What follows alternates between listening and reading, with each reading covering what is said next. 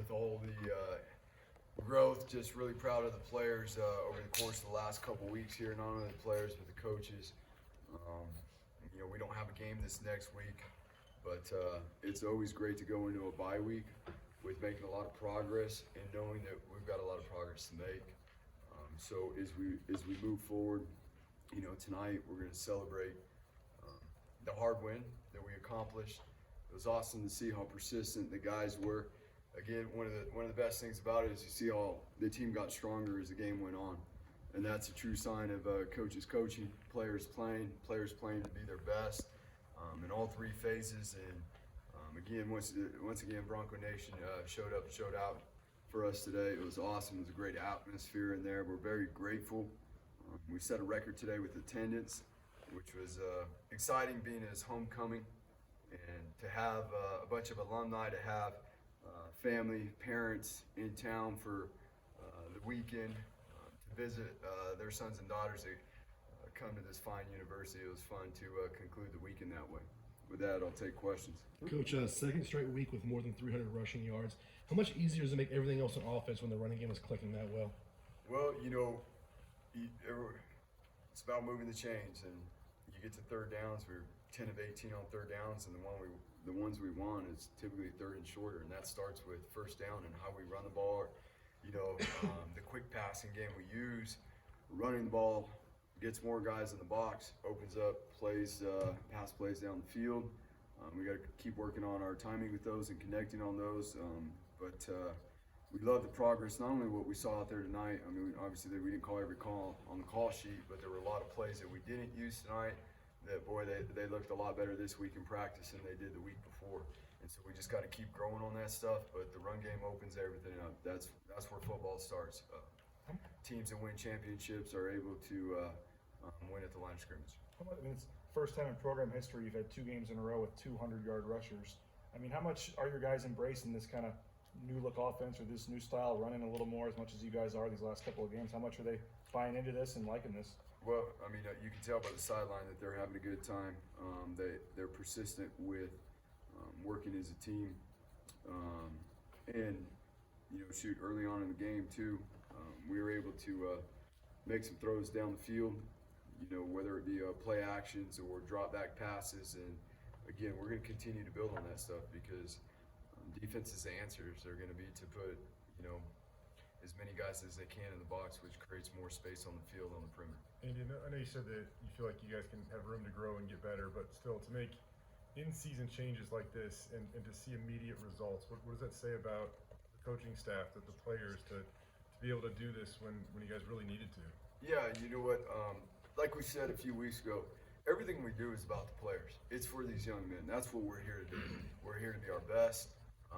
Obviously, what comes with that is a high standard for our guys because we love them. We want them to grow. We want them to keep developing. We know that what they're capable of, and this is a glimpse of what they're capable of. Again, we got some fine young men on this team, as we said a few weeks ago, that we believe in, that are talented, and we want to continue to help them grow any way we can.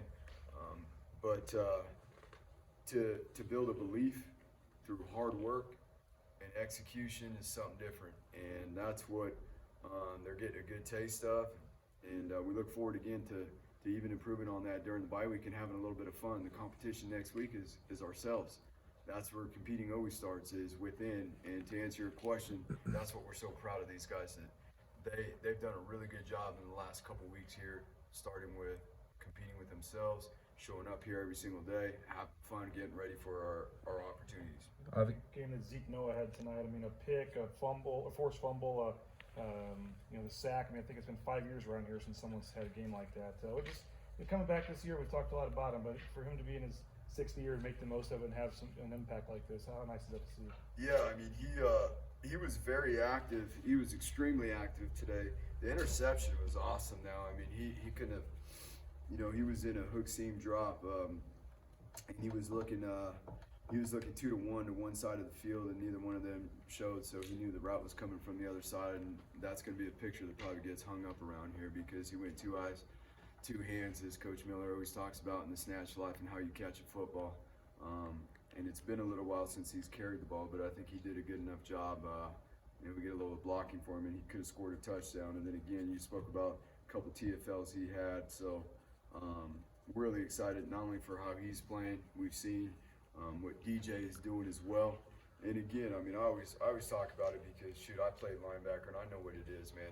If you got a good D line, you got a good shot to be a good linebacker. And it goes without being said that Scotty, Herb, Jackson, Dimitri, George, all those guys up front, they're doing a really good job. And the cool part about it is they got to want to keep growing too. Every week those guys show up and they want to keep getting better and better. Obviously, it's hard to have too many gripes when you score 40 points, but kicking 4 field goals in the red zone, what kind of happened on those, and how do you clean that up in the bye week? Yeah, we're playing a good team too. They got a good defense. Sure. So not always going to get it in there, and we want to obviously have a very high touchdown ratio when we get in there. But at the end of the day, it's not always going to turn out that way. But to answer your question, that's why we're going to come back and watch film tomorrow to get ready for the bye week. With Ashton, I know we've asked you about him before, but when you're trying to ice away a victory there with a 10-point lead, instead of having to get George Helani upwards of 30 carries, you clearly have the confidence in a true freshman to finish that thing off. What is that? What about Elion too? Elion, How about that? What Coach Cutter was pretty excited about the third running back jumping in there today. He was excited for KB. And you know what? We've seen T. Crow in there. You wouldn't know it, but T. Crow's a little banged up. But you wouldn't even know it, And again, it's just everybody doing what they can at any moment, at any time, whether that's the D lineman going and playing on offense, to move the chains. The whole team gets pretty fired up when that happens. Scotty was pretty mad at the end there when he didn't get to go in with that group. But we let Mike Callahan have a little fun and go out there, and he did a really good job. Where is this team different than it was 3 weeks ago? Well, the belief, again, putting guys in a position to succeed. Throughout the course of the week, the coaches are doing a great job understanding the personnel. What does this personnel do best? How can it complement each other? How can it help in all 3 phases? And when all 3 phases are clicking, that's a different force. That's what team football is. And, it's all 3 phases aren't always going to be perfect, and that's where you complement each other, where you help each other. But when all 3 phases are clicking, I think we've seen that, we got a really strong team. How much do you feel like George has found a real good rhythm these last couple days, or last couple games? Yeah, George is, again, the O-line has a much better box to block when, some of those numbers are getting pulled out onto the perimeter for the quarterback's number. But I will say this too, George and Ashton have done a phenomenal job in the run game in terms of, we got a few different schemes we run, but they've, in the zone schemes, they've had tremendous vision. They've set up those blocks for the O-lineman to help the O-lineman. It just doesn't happen. They're literally trained on these mid-zone schemes, how to stay on a track to help the O-lineman get to their blocks and their combinations. And, they spent a lot of, they spent a lot of time, and it's just awesome to see how it's coming together now. Defensively, they got that field goal right before half, so you go in up 3, and then you come out, and I think they only converted 1 third down in the second half. You held them to 45 yards. What was it about that D locking up when you needed to in the second half? Yeah, we got to get to go quarterback and just disrupt the timing of the pass game a little bit more in the second half. We didn't do a good enough job of that, and it wasn't the players' fault. We just needed to get to some things that we had in the plan, and we were able to do that. When you play a team that is very capable in the passing game like they are and have the type of wide receivers they do, you've got to be able to get to the quarterback, and we put them in a better position, and they executed, did a much better job in the second half. And you know what? They just played cleaner in the second half. I'm going to be honest with you, the defense was better with their eyes in the second half, did a better job tackling in the second half. They found their rhythm there, and it was really exciting to see that. Again, the coolest part about it is they were just persistent. Anything, what do we need to do? How are we going to do it better on the next drive? Coaches are coaching, players are listening, they're helping each other, they're talking, and again, they got stronger as the game went on, and it was pretty cool to see. With Ashton, one more about him. how good is he at finishing runs? I mean, he just is a tough guy to tackle, it seems like. Yeah, I mean, he does a great job of not giving defenders a whole lot of body to tackle. I mean, you're pretty much getting shoulder pad, right? And I think on one of those runs there, the second to last drive, I mean, shoot, he got one of our players too, and one of the Fresno players, and I think it was Billy. I think Billy might have got ran over by him as well, but you know, it's impressive to see the mentality, especially late there in the game when it's a two-possession game and we know what it is. Everybody in the stadium knows what it is at that point. And the O-line, the tight ends are blocking, and the way those running backs are running the ball, it shows you the mentality of not only that position group but of our offense and our team. I know that I believe that it lived outside of your office for the last year, but how excited will you be to wake up tomorrow and see the milk can outside your Yeah, office? it's a big deal. You know, obviously, it's a big deal to our boosters. It's a big deal to our fan base, and the guys they understand that, and very proud of them for keeping the milk jug here. Obviously undefeated in Mountain West play. Coming off that bye, how do you make sure your guys kind of keep that stride for the back half of the season? It's all about us this next week. The competition will be as high as it ever is, and we will have plenty of things that we need to work at in all three phases. But at the same time, like, we're gonna have fun doing it.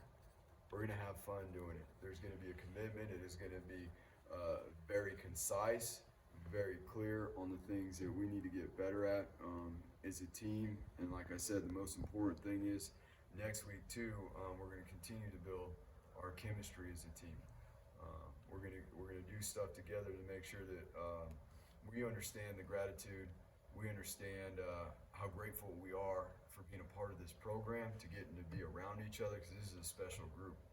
And yeah, they need some rest too, because they've been getting after it. So it's not. The practices will be shorter. They will be shorter, but again, we're going to get a lot of work out of them. You mentioned having fun, and Jay mentioned the trophy. Did you see your guys holding up the trophy, and some were kissing it and taking turns faking like they're drinking out of it and stuff? I mean, they put a lot of hours and stuff in. What's it like to see a couple minutes there where they can celebrate and have fun like that? Yeah, I mean, that's there's a lot of hard work that goes into this deal. I mean, they've been working hard. They've been putting in extra time. I'm not just talking about on the field. I'm talking about in the film room, in the training room. I mean, we're through 6 now, right? And here we go. Look how fast it went. That's a grind. We've played 3 Friday games. There's been some short weeks. These guys they've really pushed through. You know, we'll see. We'll have some bumps and bruises coming out of this one, as it is football.